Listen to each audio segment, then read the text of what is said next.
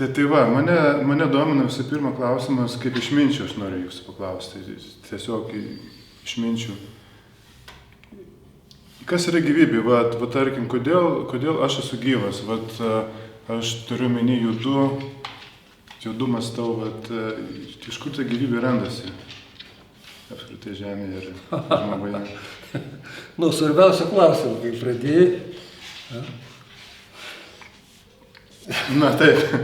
Aš tau pasakysiu, berods, ar tai ne pirmos klasės vadovėliai, jau parašyta, kad viskas skirstoma į gyvą ir negyvą. Tvarkoj. Ir viskas, ir nieko neaiškinate. Tvarkoj. O žiūrėk, religija ten aiškina, kibirkštis kažkoks tai stebuklas, ir teisingai. O mokslininkai, labai įdomi. Mokslininkai viduramžiais tai tikėjo flogistonu, kad yra gyvybės ta sėkla, atomas gyvybės. Ir ieškojo jo. Ir šiaip jau surasdavo, nebereikalo tiems alchemikams mokėdavo gerus pinigus karaliai. Žinai. Ir ne šiaip, karaliai nedurni buvo, neužauksą ten mokėjo, už kažką. O dabar man tai patiko. Rašė, mokslininkai ten sugavo, iš pradžių jie šnekėjo taip, kad kai tu apeliuoji į gyvybę, tai yra nemoksliška. Bet jeigu apeliuoji į homeostazę, tai moksliška. O kas yra homeostazė? Tai yra gyvo padaro sugebėjimas savireguliuotis automatiškai, instinktyviai, kai protas ten per daug nesikiša, bet jis tiesiog prisitaiko, jisai pats save reguliuoja. Matematikai ilgai bandė ten, vienu žodžiu, čia mes paliesim daug ką, taigi čia visa istorija. Tai... Apie gyvybę, kas tai per dalykas? Gyvybė, tai jeigu taip jau iškart yra gyvoji, negyvoji materija, tai gyvybė turi pagal mane dvasią. Dvasia. Tai dvasia, ta gyvenimo kibirkštėlė tame visame. Tai aš skaitau, kad kiekvienas gyvas organizmas turi dvasią.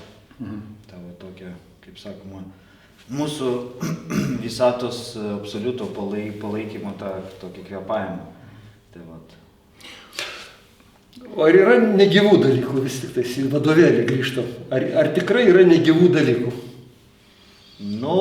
Šiaip tai viskas gyva, bet stalas ir kėdė biškelį kitaip.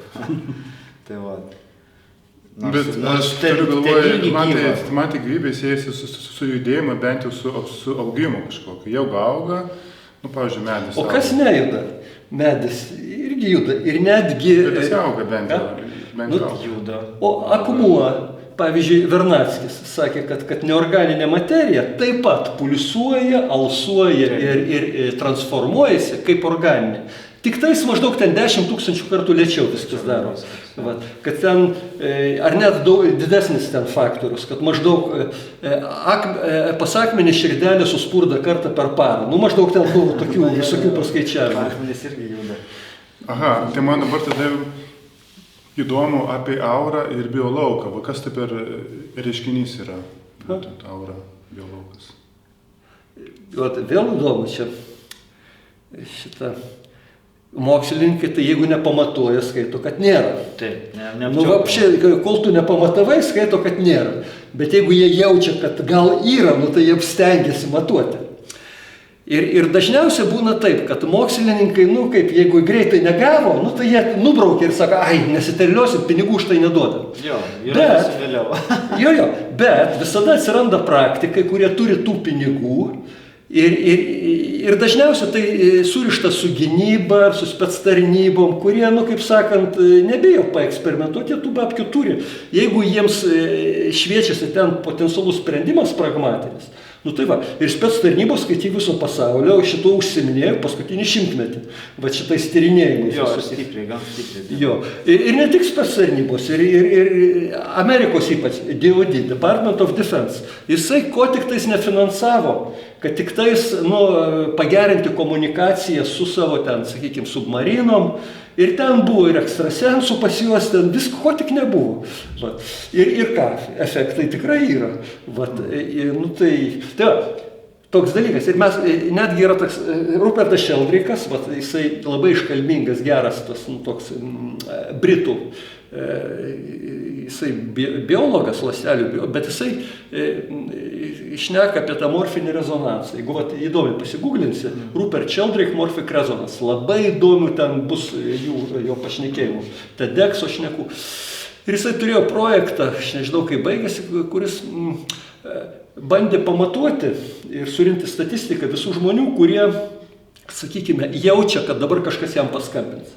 Arba, nu, namuose sėdi. Telepatinis sugebėjimas. Nu, bet čia irgi kaip biolaukas, suprantate? Arba jis namuose sėdi ir žino, kad dabar, nu, jo artimasis grįš. Arba būna taip, ypač moteris, jaučia, kad į nugarą kažką žiūri. Nu, ir antiek tai yra aišku, nu, kad ėmė mokslininkas tiesiog, nu, statyti, kaip sakant, tuos tyrimus, nu, davai, pamatuojam kaip nors. Nežinau, kaip tas eksperimentas baigėsi, bet esmė, kad, tai va, biolaukas, tai va, iš esmės ant ribos, ar tu pamatuosi ar nepamatuosi. Na, jie dabar pamatuojami biolaukai. Jo, bet aš kiek susipažinęs, tai yra elektromagnetinis laukas ir yra tas praninis arba či laukas, tai būtent subtilesnis laukas, kurio tarsi negali dar išmatuoti, pamatuoti, bet elektromagnetinį kamerą. O tarp kitko, tengi visokių yra prigalvota tų kamerų, kur Kirliano efektas, bet yra ir jie kažkokios, ten reikia tas electric discharge, kad vyktų, bet jie kažkaip tai sima ir nufotografuoja tas sauras. Ir tą čį, kaip tu vadini, aš atsimenu, net į Lietuvą buvo, mes iš Sankt Peterburgo kvietė, čia prieš kokį vos ne 10 metų, žmonės, kurie mums demonstruotų, ką jie gali, ir norėjo nusipirkti dar jų aparatus. Dar Briedikis, akademikas, amžinatilis, ne, tai matai, daug kas žino, bet kad imti ir pradėti matuoti su juo, ir tai buvo praktinė tokia idėja, kad iš tikrųjų, jeigu mes sugebėtumėm matuoti biolaukus, kad ir daržovių, mes galėtumėm jau sertifikuoti jas, suprantate, kokios kokybės jų. Lygiai taip pat, žmogaus diagnostika per biolaukus, kaip įdomu čia. Tai gerai, o tai iš kur tas biolaukas atsiranda? Aš kaip suprantu, akmuo turi biolauką. Taip. Kaip sakyti, širdelė tarsi yra tokia kaip ir neapčiuopiama. Tai iš kur jis gali atsirasti tas būtent šaltinis biolauko? Kas čia galėtų būti? Širdelė? Stebuklas. Jeigu nėra širdies, nėra biolauko. Pulsacija. Ta pati mūsų planeta pulsuoja. Tai irgi perduoda. Pulsuoja. Nu, yra tas dažnis planetos, kur yra ir pulsacija. Maxwello lygtis, norėjau apie jas pašnekėti, kad gyvybė. Nuo 19 amžiaus. Čia labai su fizika ir algebra susiję. Per šimtmečius fizika ir algebra ir religija, tai buvo be ne vienas mokslas. Nors jie turėjo savo formalizmus skirtingus, bet dažnai šventikas arba, sakykime, geras matematikas, jis dažnai būdavo labai dvasingas. Nebūtinai kiekvienas dvasingas buvo matematikų, bet dažniausiai geras. Ir fizikas tas pats jau, kuris jau ten įlindęs, jisai šildė savo idėjas, jisai tikėjo, net ir Einšteinas tikėjo tuo Dievo, žinai, kaip sakant, nuo pirmo efekto. Ir Maxwellas, kai jisai užrašė 19 amžiaus vidury savo lygtis, kuriomis dabar visi naudojasi, ir kurių patikrinti iš tikrųjų labai sunku, gal net neįmanoma, bet jos iš pradžių buvo užrašytos per kvatrinionus, kurių dabar beveik mažai kas naudoja. Bet tai buvo algebrainis aparatas, kuris leido aprašyti lauko širdį. Iš esmės, kol nepakeitė šito matematinio aparato, tol tie kvatrinionai galėjo aprašyti elektromagnetinio lauko širdį. Wow. Ir toks yra fokusas, kad, žinai, kodėl yra kvatrinionai? Tai yra 4 parametrai, kurie ortogonalūs vienas kitam ir jie aprašo keturmatę sistemą. Ir iš esmės netgi trimatė erdvėje, bet kokio trimačio kūno vartymasi, griežtai tiksliai tu gali aprašyti tik per keturmatę sistemą. Teisingai, širdis ir yra. Jo, ir matai, vien tas faktas, kad mes nematom to gimbal lock efekto, kai kūnas pats iš savęs įsiverčia, kai tu jį ten sukinėjai. Arba kaip Matricos filme ten, kad ėjo ir ten kažkoks tai toks flip. Mes tokio nematom. Ir vien jau šitas faktas liudija, kad mes gyvenam keturmatėje sistemoje. Ir keturmatėje keturmatė sistema tai yra pati primityviausia sistema, kuri yra savireguliacinė ir kuri tipo, net matematiškai, ji turi širdį.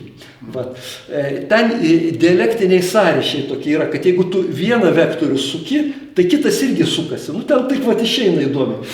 Tai ką aš noriu pasakyti, kad jeigu fizikai, iš pat pradžių, kaip fizikai aprašinėjo tas elektromagnetinės radio bangas, jie buvo teisingai sugavę tą formalizmą už uodegos. Jie būtų toliau vynioję šitą ir daėję iki to Leibnico formalizmo. Leibnicas tai buvo dar nuo Niutono laikų kitas matematikas, bet jisai daugiau, kaip sakant, tiesiog filosofiškai tikėjo, jisai ten nieko neįrodinėjo, bet jo buvo idėja, kad viskas turi širdį.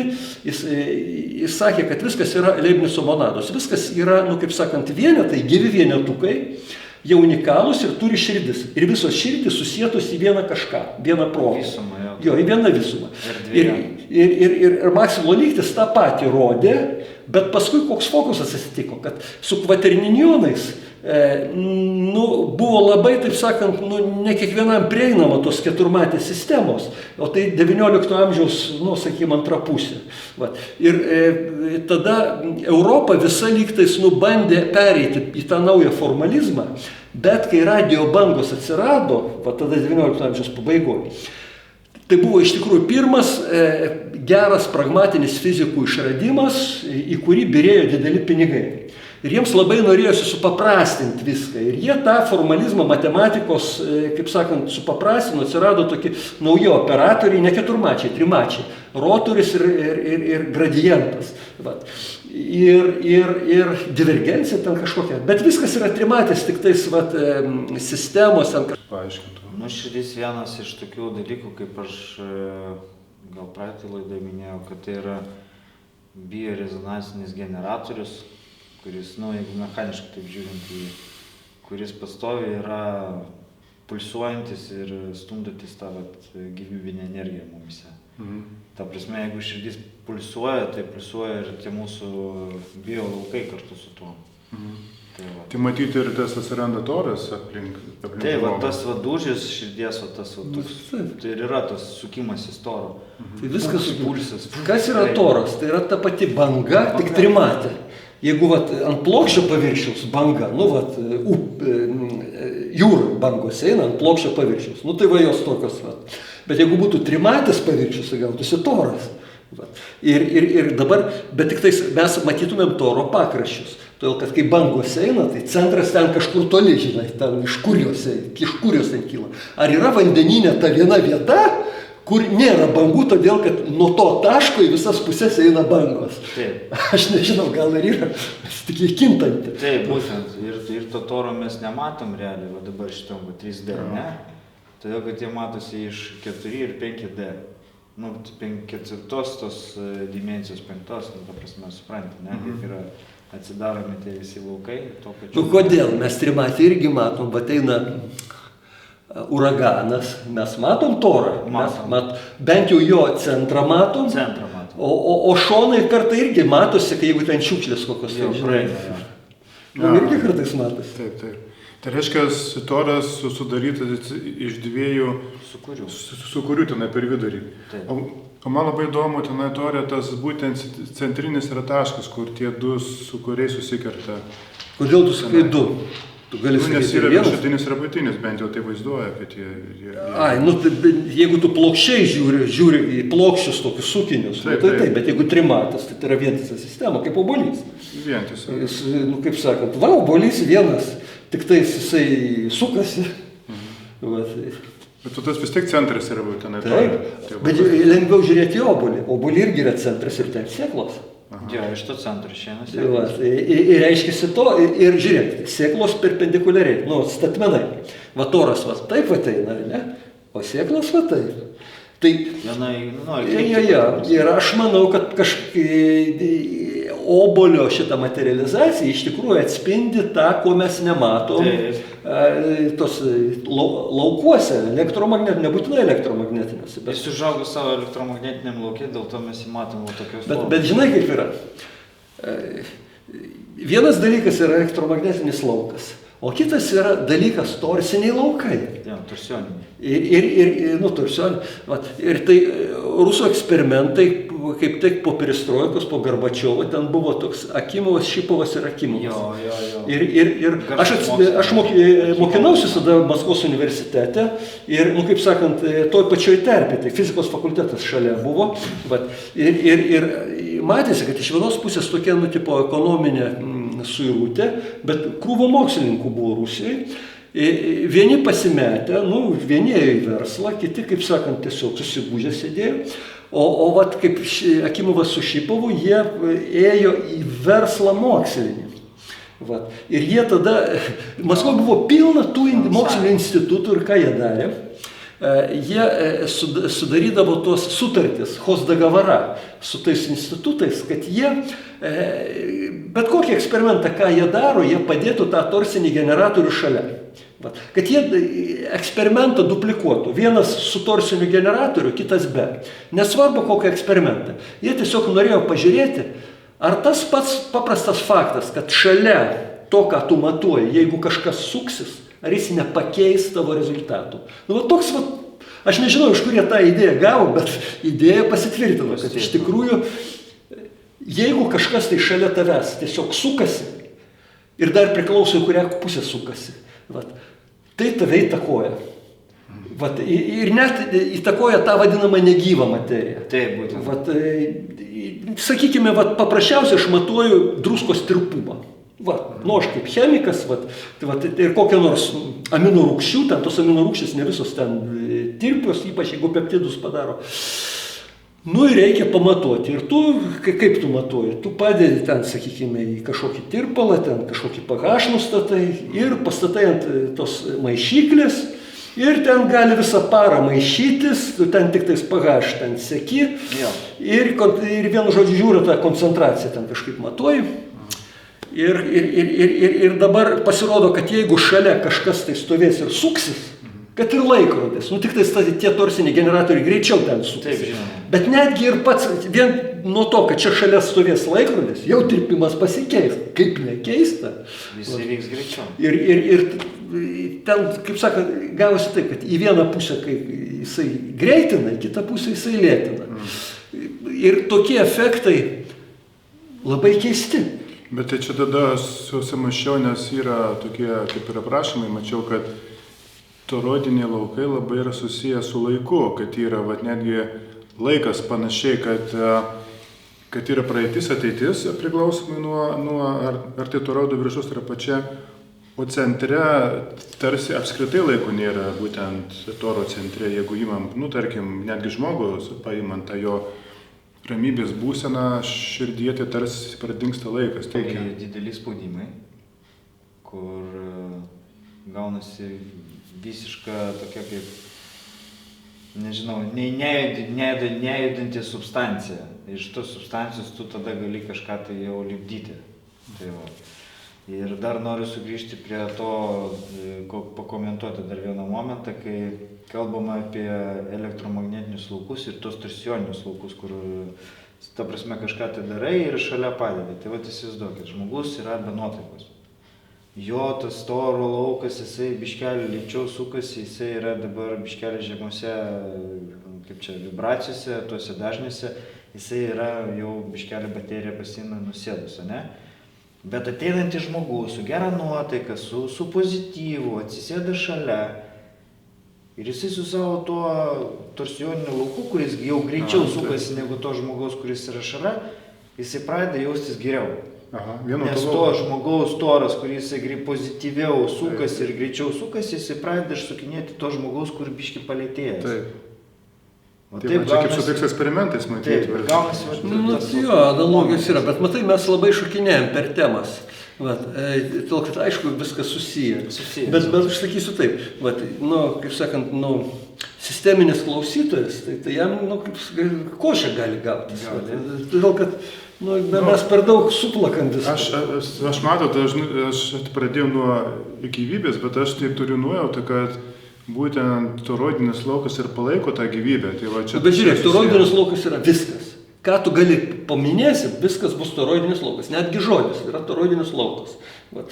Tai be abejo bus susijęs su gyvybė, dar daugiau. Taigi panpsichizmas ir daugelis mokslininkų, vėlgi, kurie panyrė į tą mokslą jau, kaip sakant, iš širdies, jie visi žino, kad ne materija pirmoji vietoje kūrė gyvybę, o gyvybė kūrė materiją, ar ne?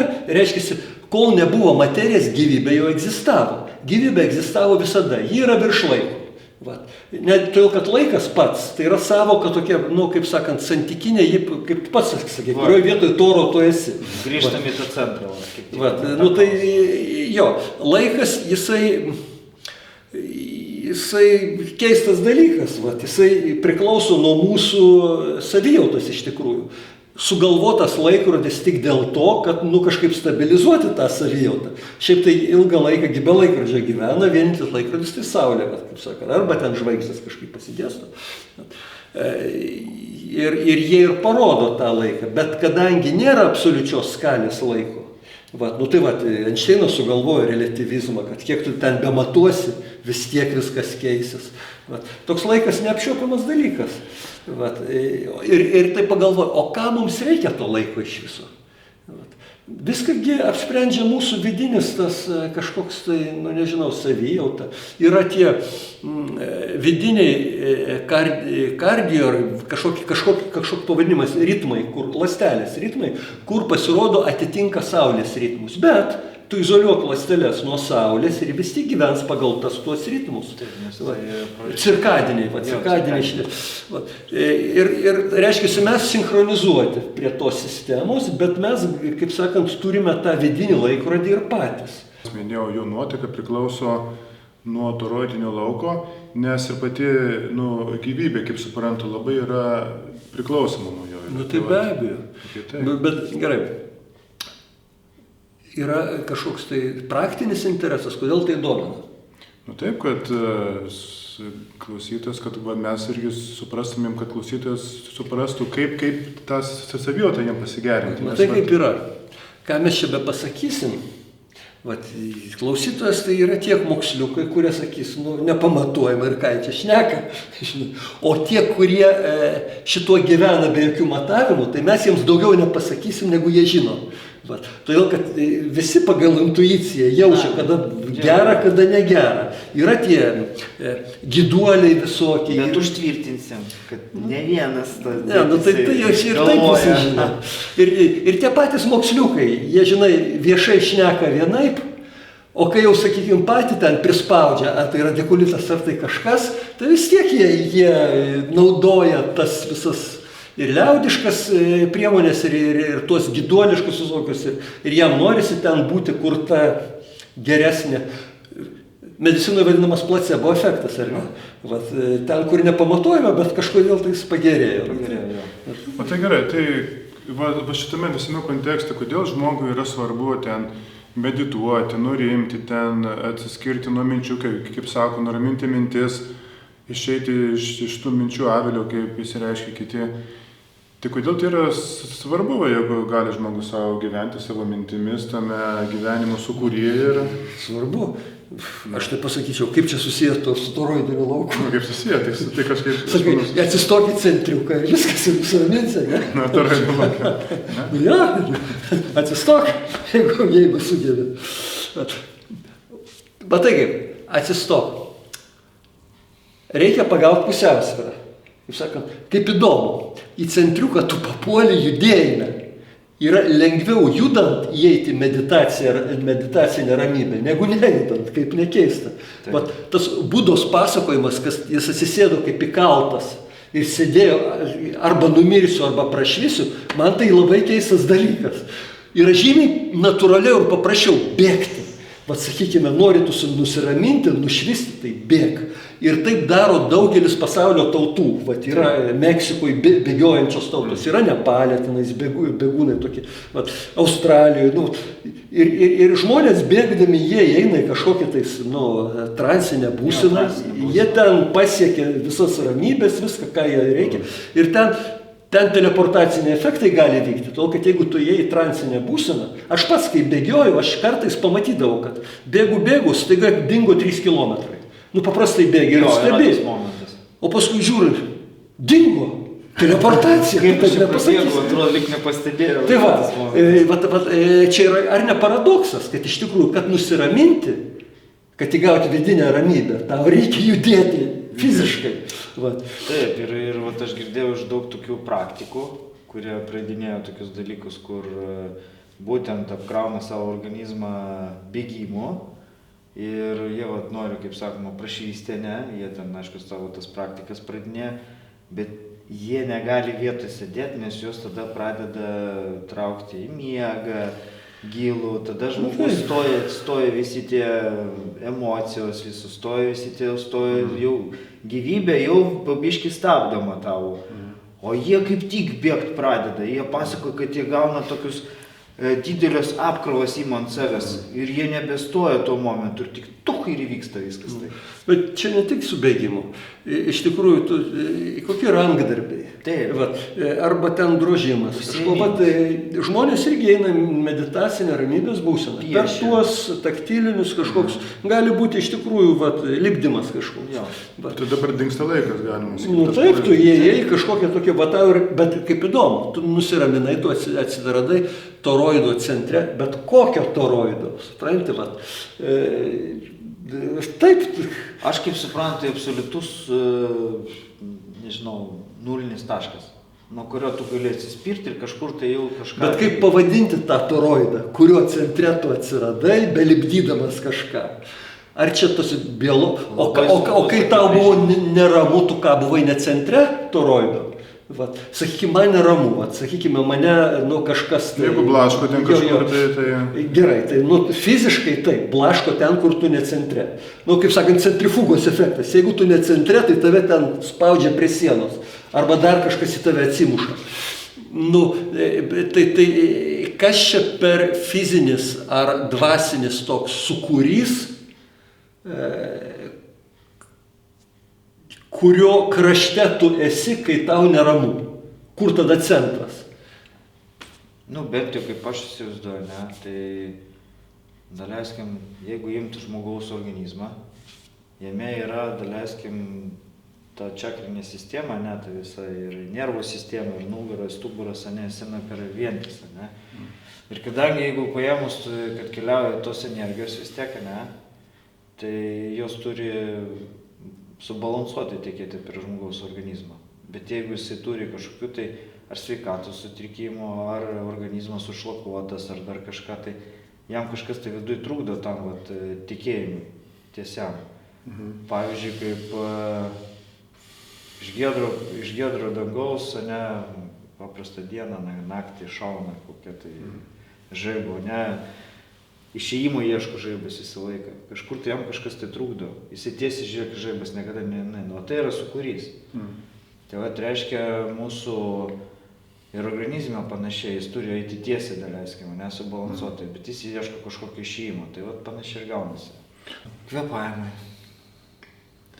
Tam tikrai kvėpavimai. O mitybos vatėlis. Mityba, jo, turi valgyti kuo švariau. Taip. Mažiau visokiausių. O pasninkavimai visi, Pasnikavimas būtinas. Čia dėl gyvybiškumo, ne? Jo, ta prasme, tu duodi organizmą savo daugiau prasivalyti. O kaip tu manai, kaip tas pasninkavimas įtakoja tą toroidinį lauką, tarkim? Organizmas švaresnis, greičiau praeina energijos. Pats organizmas jisai ramesnis yra. Jis žmogų grąžina į tą autopilotinę būseną, ne? Į tokią aukštesnę būseną. Kas tai yra? Taip, vienu žodžiu, mes praeidinėjom praktikas. Ką mes pastebėjome tose praktikose. Pirmoje vietoje tai organizmas pereina į paviršutinį kvėpavimą. Čia ir svarbus momentas, kur dabar matau, kad praeidinėja daug kas tų praktikų, kur daug kvėpuoja, bet kada turbūt įsisuka tie laukai, jie labai smarkiai įsisuka ir tas kvėpavimas mūsų pereina į tokį paviršutinį, kad tu beveik nejauti, kad tu kvėpuoji. Tokia ramybė visiškai atrodo pamiršai kvėpuoti. Vienas dalykas. Antras dalykas, mūsų cukrus, kraujas, visa kita pradeda kitaip dirbti. Pavyzdžiui, pabėgi kažkokį tai momentą, cukrus iškyla, sustoja, cukrus susinormalizuoja. Ir lygtis išorinio to cukrus mes tuo metu nevartojam, nes mes ėjome į praktikas, kur jau mėnesį laiko mes sėdėjom ant žalio maisto, tai žalias reiškia visiškai jokio termoapdorota, tai yra obuoliai, bananai, tai gali būti kokie ten sumalti, ten dar kažkas, tai ne. Ir po to savaitę sėdė ant rauginto tokio maisto, kaip, ta prasme, gėrimo, kaip dėl maistas. O tai galima pasakyti, kad, žinai, harmonizuojasi tada toroinis laukas. Vat aš prie to, žinai, harmonijos norėčiau prisilietėti, žinai, prie garso, paskui, žinai, bet ar gali būti neharmoningas toroinis laukas ir harmoningas, kai vat... Harmonija jinai visą laiką yra, arba, aš nežinau, kaip čia pasireiškus. Tu arba žemuosiuose dažniuose virpesiuose sėdė, arba aukštuosiuose, ir viskas. Elektromagnetiniai tie laukai, tariami tie auros, ane? Tai yra su Kirliano fotoaparatu, kurie yra nufotkinta, tai yra fiksuojama.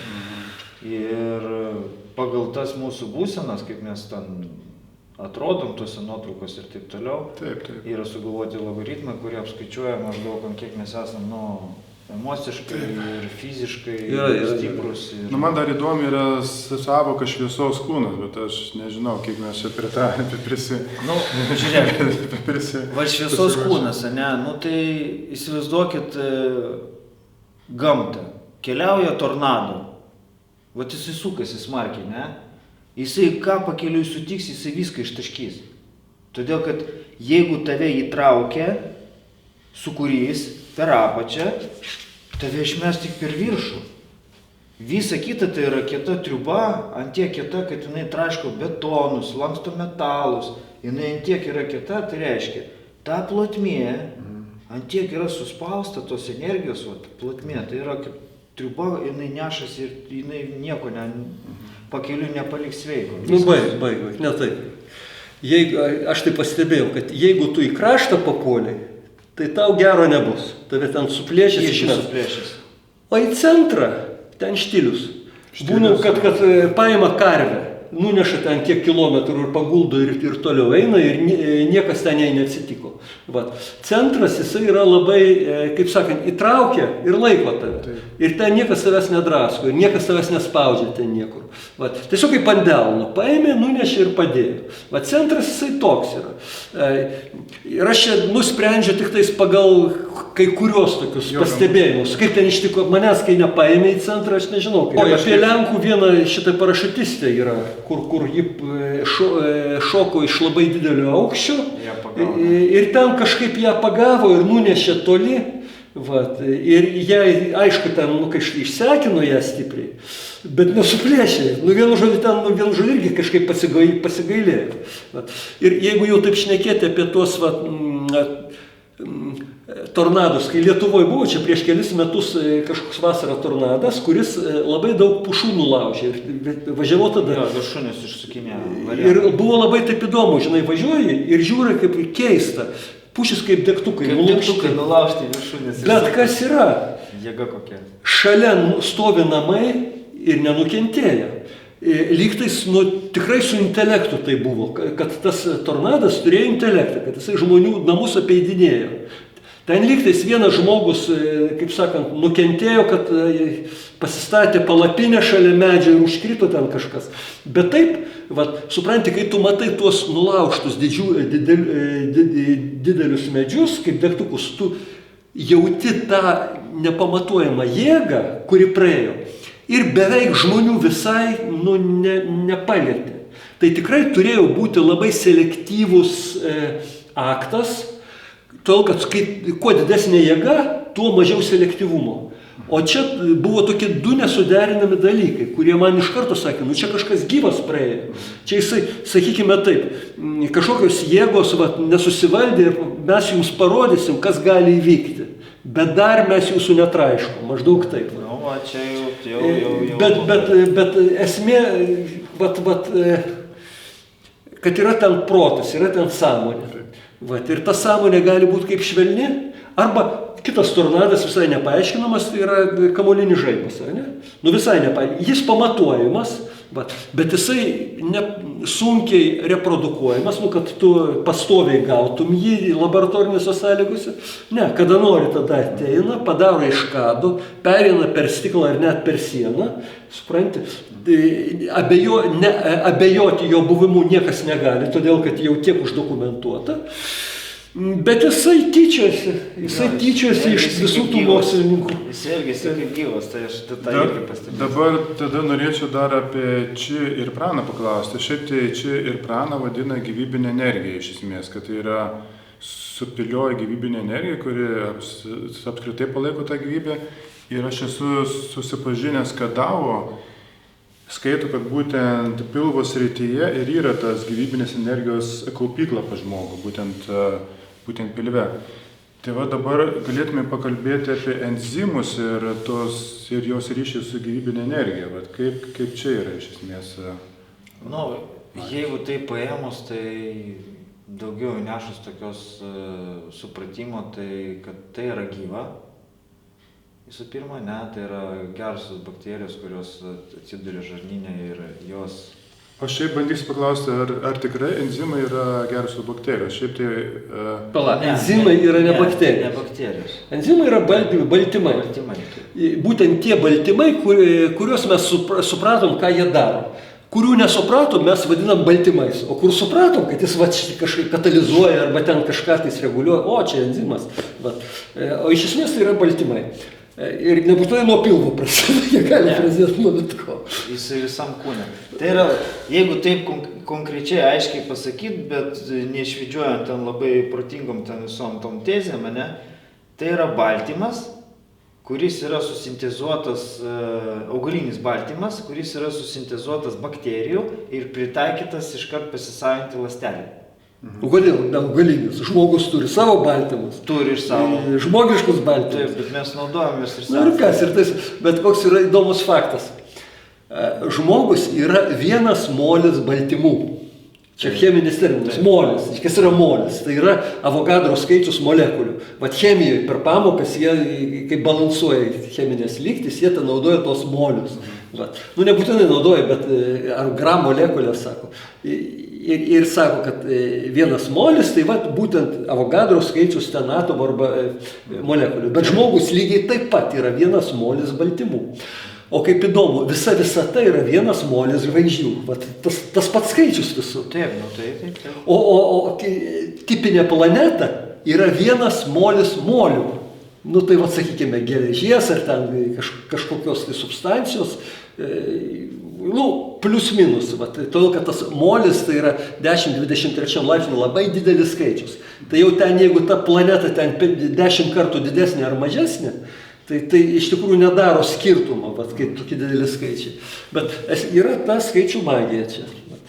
O grįžtant prie enzimų, tai ir prie būtent, pilvo srities, kur sako, yra kaupiama gyvybinė energija, tai kodėl labai svarbu palaikyti tą, balansą gerą, pilve ir kad ta gyvybė, kaip čia su ta gyvybė yra, yra susiaišku, virškina tenai viską, bet yra kažkas tai giliau, man atrodo, ne tame? Nu, mes sudaryti iš ląstelių ir bakterijų.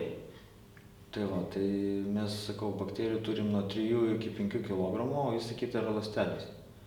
Tai tos ląstelės jos pačios nevalgo, ir jos tik tais pradės nebevalgyti ir sintezuoti savo visus reikalus tik tuomet, kada iš chromosomos persijungs į centrosomą. O tai dar biškelį reikia ir su savim padirbėti, kad tai vyktų. Tai ir kol tas neįvyko, tai visą tą reikalą atlieka pačios bakterijos. Tai reiškia, bakterijos labai svarbus yra gyvybė, ne? Būtent bakterijos labai svarbus žmogaus gyvybei. Nu taip, arba jeigu tu turi blogų, reiškia, jos tai ardo, jeigu tu gerų, jos tai savo. Ne, aš girdėjau taip, kad yra bakterijos, grubiai tariant. Vienas yra rūgimo, kitas yra puvimo. Tai puvimo, teisingai. Ir tipo, jeigu tu mėsėdis, tai ten puvimas vyksta. Nu taip, kad jie utilizuoja tą mėsą. O jeigu tu žaliavalgis, tai rūksta viskas. Gira gaunasi. Bet jau čia mes taip čia apie gyvybę. Matai, tu nori viską apie gyvybę tokiais gražiais terminais. O gyvybė yra alchemija, kur tu tiesiog myli jį, įsijauti ir dalyvauji. Nu ir gyveni tada. Vat, yra 2 būdai. Gyventi pačiam ir veikti, arba tik tai stebėti. Vat. Ir labai sunkiai jas maišosi. Nu, šiaip tai jeigu tu neišmušęs šito dalyko, nu, kaip sakant, nu, mažens nesuardytas, Nepragyvenęs jo. tai tada tu, kaip sakant, tau viskas automatiškai daro. Tu ir gyveni, ir stebiesi, ir stebi, ir viskas, ir lietuviškas žodis stebuklas. Va. Bet jeigu tu patekai į kabinetinę mokyklą, nu, kur ten tave pradėjo muštruoti kabinetuose, tai tau išmuša šitą balansą. Tu jau nebesugebi ir gyventi, ir stebėti vienu metu. Ir netgi žodis knyga, man atrodo, atėjo, nu, arba kunigas, tai yra kūno lyga, kūno įga. Vat. Kai tik tai anksčiau buvo knygos gyvos, vat, tai yra vat, miškas auga, čia knyga, jį pasakoja, žinai, tu ten žiūrėk ten lapus, pėdsakus ir tu skaitai viską. Ir tu skaitai knygą, tavo gyvenimas buvo knyga. Bet atsirado ten tokie išminčiai, kurie norėjo pasakyti, sugėdyti žmonės, kad ne, jūs nieko ne tą knygą skaitot. O va, yra rašytinė knyga, va čia tikra knyga, čia jezuitinė tokia, žinai.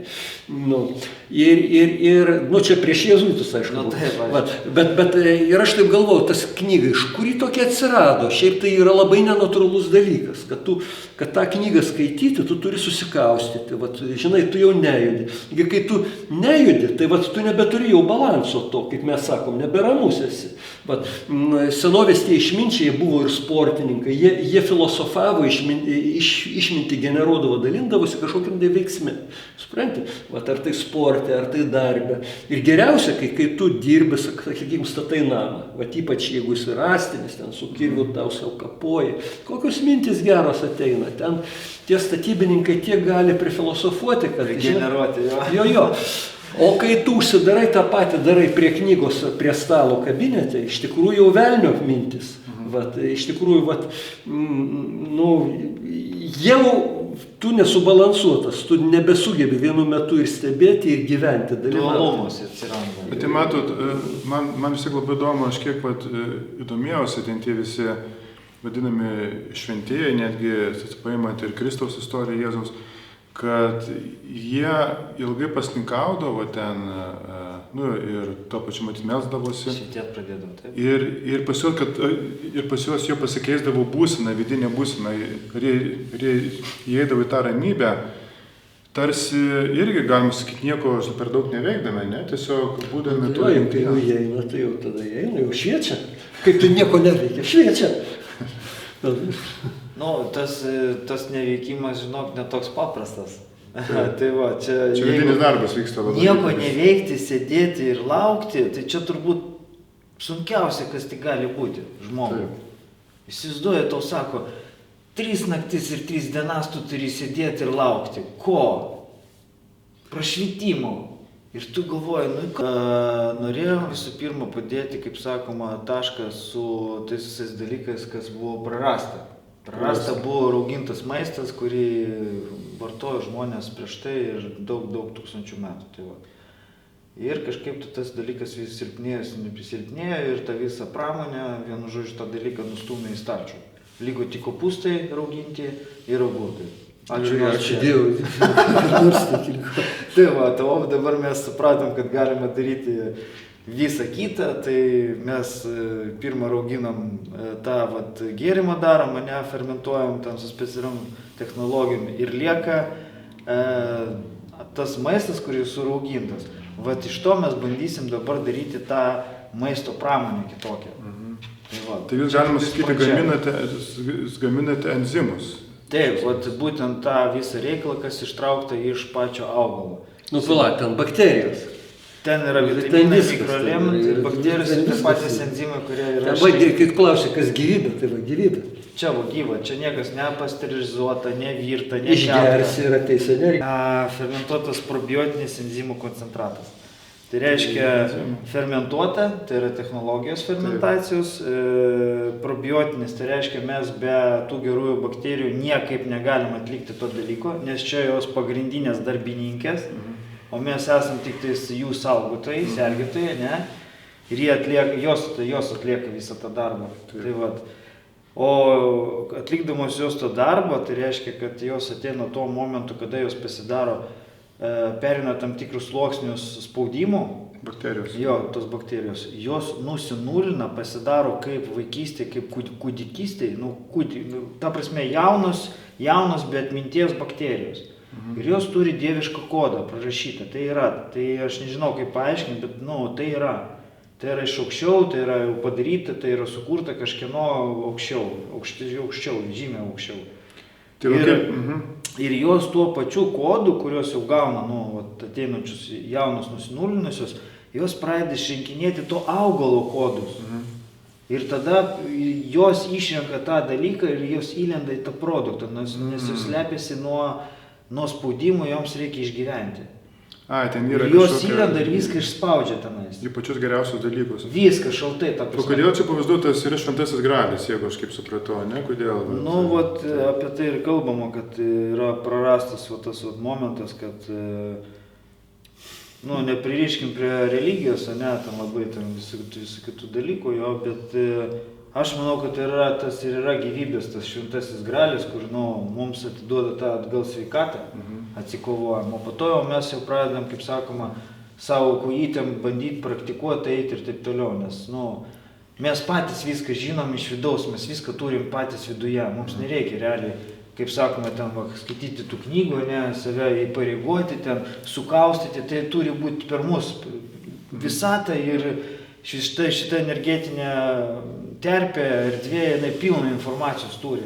Jeigu žmonės sugeba vien tik šalia sėdėdami viens kitam informaciją perduoti arba sako, yra tokių sugebėjimų, kai žmogus skambina, tai yra sėdi ir jaučia, kad jam kažkas paskambins ir pakšt ir skambina, tai aš manau, netgi gerbimieji žiūrovai, matydami apie tokius dalykus, kad mes kalbam, jie tikrai gyvenime turėjo tokių epizodų, kad atrodo lygtis tau paskambins ir staigiai skambina telefonas. Reiškia, tai yra pas visus.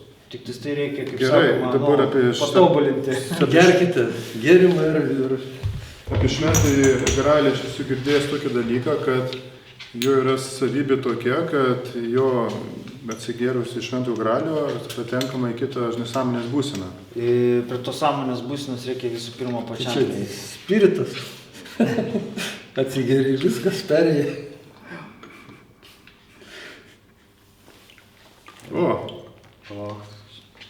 Nieko tokio.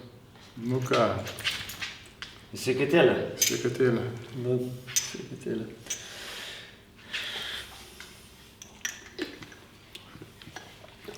Asinius tikslus, bet kolektyvinius tokius, kad, sakykime, kad įsivyrautų taika, kad atsirastų tas gilesnis tautinis sąryšis, kad ir motina meilė.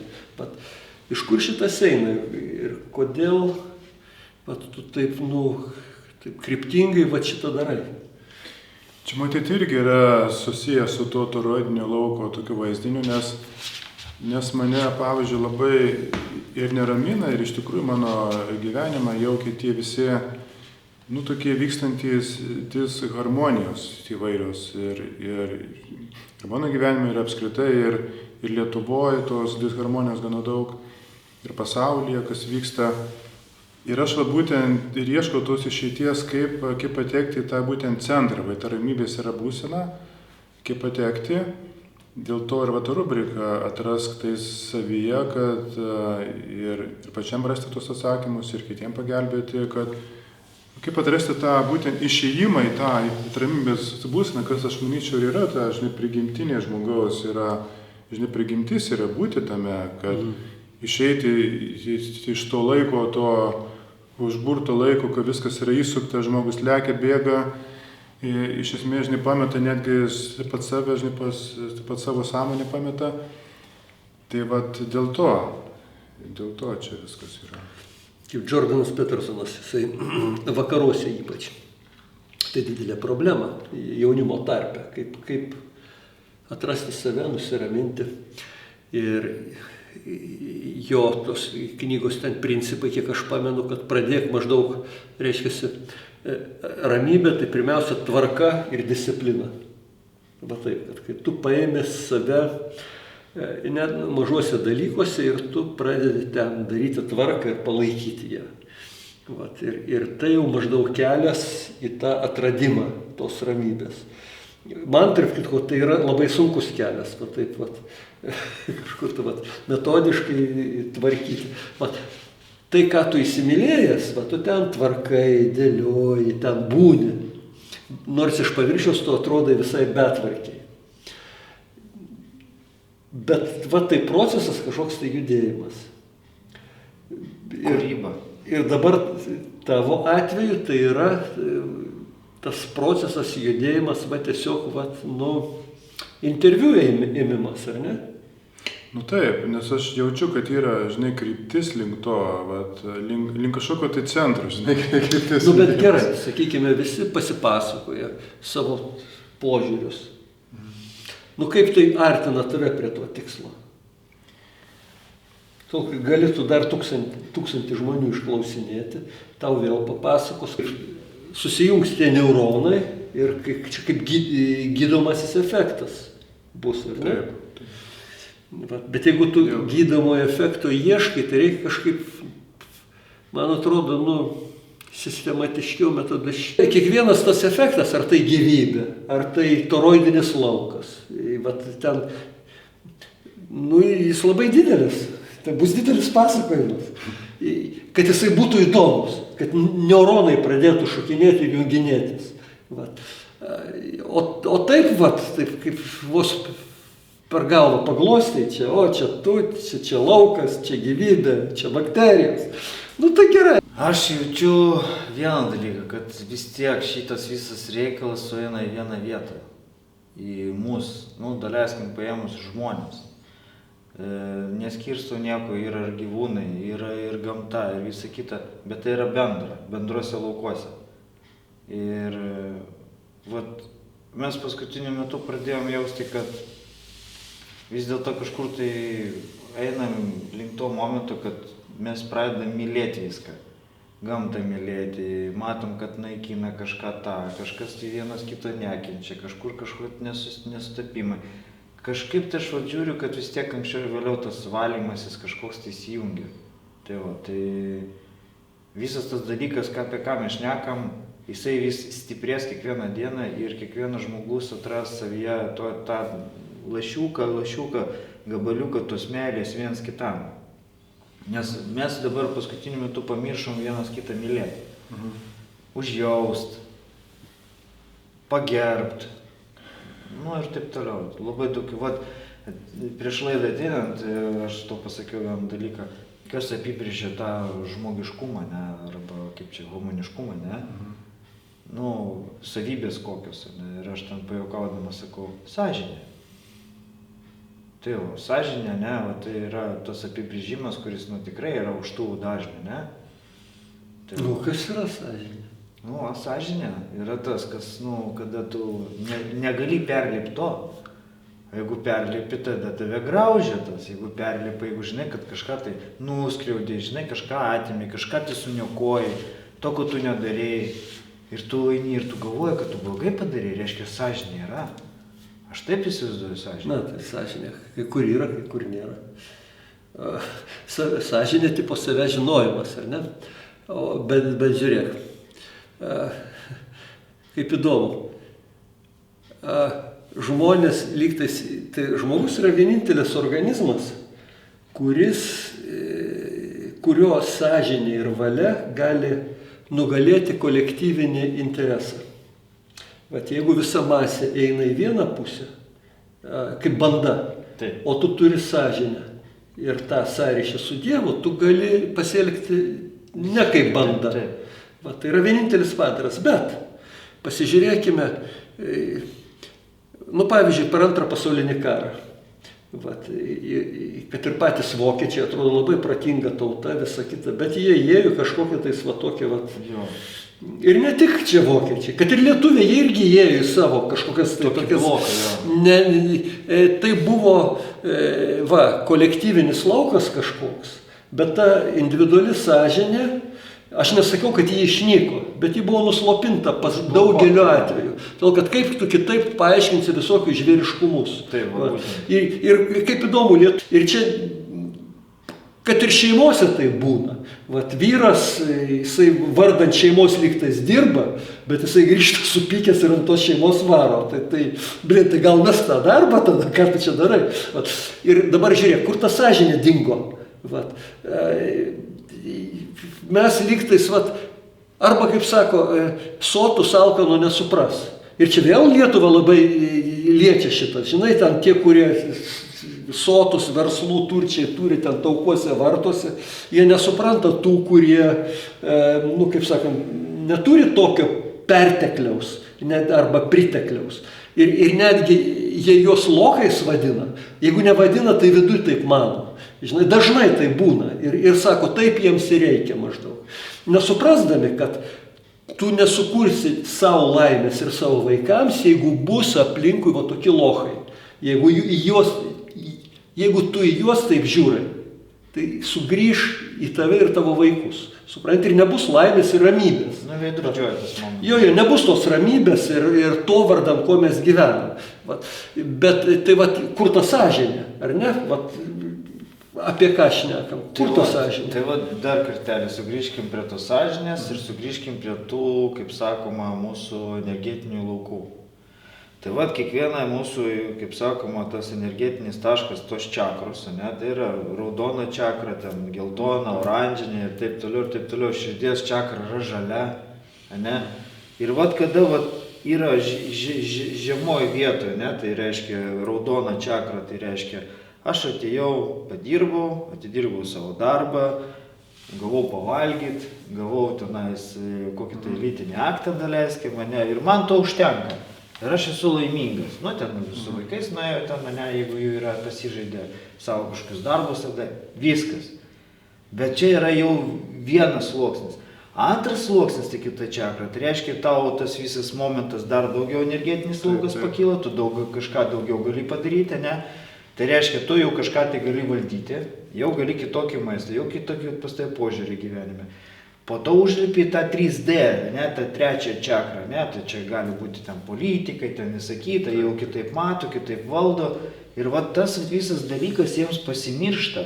Arba kai kurie žmonės ateina su tokiais momentais, kad jie tiesiog ten net nebuvo, bet pagal tai, kad tu gali eiti aukščiau, ne, tu automatiškai turi pražaisti tas apatinės čakras, pajausti tą alkį, pajausti tą kažkokį skausmą būtent, turi praeiti, kad tai toliau. Taip. Jeigu tu to nepražaisi ir tu būsi ten labai ten turtingas ir visą kitą, ir tu neturėsi to, neužjausi to, kuris yra žemai, ten nevalgęs arba, pavyzdžiui, purvinas ir apsirengti neturi, jisai neužjaus, nepabūstų situacijų, jisai toliau nebeeis.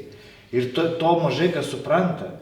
Gerai, ar teisinga tada išvada, kad vaikus, kai mes mokinam, reikia pervaryti per tuos išbandymus, kad jie turėtų sąžinę?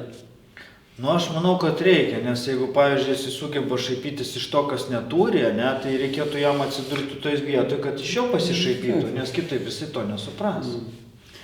Tai kokia išvada iš šito?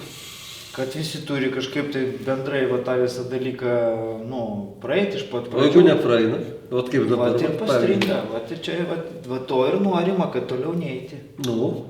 Ir? Ir turim ir tokias edukacijas, ir tokius potyrius. Bet tai ką tos edukacijos? Aš įvažiavau dabar į Vilnių, žinai, kaip į kitą planetą. Čia iš karto kamščiai, visą kitą ir galvoju, kur tos dialektikos? Nėra čia dialektikos, čia yra ant nervo visi gyvena ir jiems tai atrodo normalu. Jokios čia, ta sąžinė yra tokia labai nervinė, tokia paviršinė. Ir kokie čia, kaip sakant, išbandymai. Išbandymai čia yra ne tie, kurie sąžinę gaivina, o tie, kurie, kaip sakant, tau per nervus kerta. Ir, kaip sakant, čia išbandymai, visai ne tie, kurie sąžiningų tave padarys, kurie tau grąžins žmogiškumą. Čia išbandymai toj vietoj, ar atims paskutinį žmogiškumą ir padarys neurotikų. Nebūtinai neurotikų, galbūt despotų, galbūt į kažkokį kraštutinumą nuvarys. Ar dar paliks tau truputį žmogiškumo ir tos savikontrolės. Čia kokie išbandymai. O tie išbandymai, kurie gaivina žmogiškumą, kurie, sakykime, su tais pasninkavimais susiję, su gamtiniais išbandymais kažkokiais, jie ne mieste, Ne. jie yra kažkur užmiesti. Užmisti, viskas užmisti. Kas gamtoje yra, viskas yra užmisti. Jo, o čia net Įsižeminimas. Dabar žiūrėkit, kaip yra suprojektuoti mūsų miestai. Daleiskim, aš prašvitau, einu ten basom kojo, mane įsižeminimą turiu, ateinu iš gamtos, visą švyčiu, viską jaučiu, viską suprantu. Ir aš prieinu prie miesto ir aš kur atsidursiu. Mano kojos izoliuotos, viskas gaunasi, kad aš ateinu ant asfalto, ateinu ant plytelės. Mūsų miestai vidiniai, jie yra blokuoti, užblokuoti nuo įžeminimo, o tai automatiškai jau tave atkerta nuo gamtos, kas tu esi. Aš tikiu, kad iš tikrųjų kažkas įvyks 2025 metais, man tokia nuojauta, ir kiti kalba kažkoks tai bendras apšvietimas, toksai sąmoningumo pakilėjimas. Tai vat aš tikiuosi, kad ir šios mano laidos irgi prie to prisidės. Ir kad ta vidinė ramybė, ta pusiausvyrą įsigalėtų. Kuo greičiau įsivyrautų jo. Viskas bendrai yra. Pasakysiu vieną dalyką, dar pridursiu, ne? Faktas tame, kad tas vienas žmogus gali būti toks galingas, kad 2 kilometrų spinduliu valdys minias. Nu, tegul atsiranda toks epinis, užvaldo mus visus ir nuveda į rojų.